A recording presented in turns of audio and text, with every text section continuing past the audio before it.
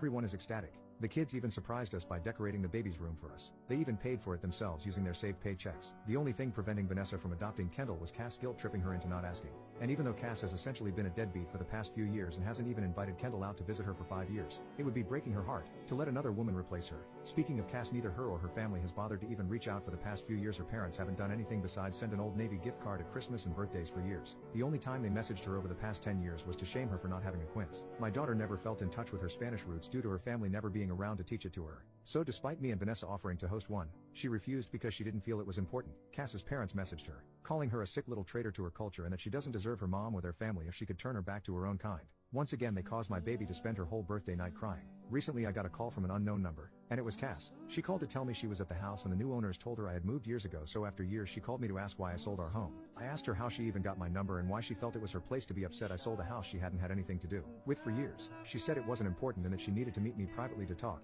I told her I wasn't interested, and she had my number now, so anything she had to talk about she could text me, and ended the call. In her text, she explained that she had moved back to our hometown with her son.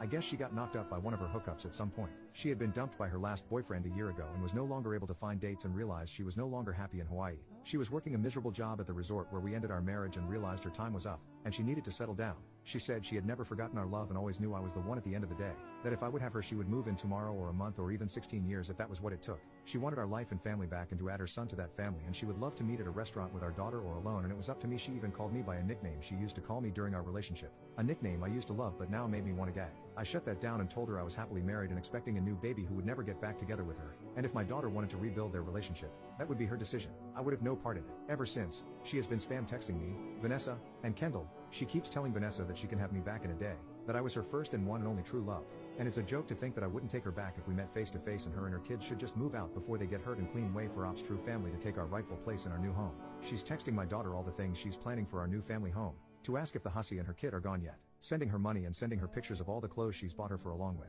These are a lot better than the shine the hissy buys you, right? And this is way more than the hussy normally gives you for your allowance, right? She sends me similar messages. We laughed at the messages and then blocked her number, and she'll make new ones over and over again.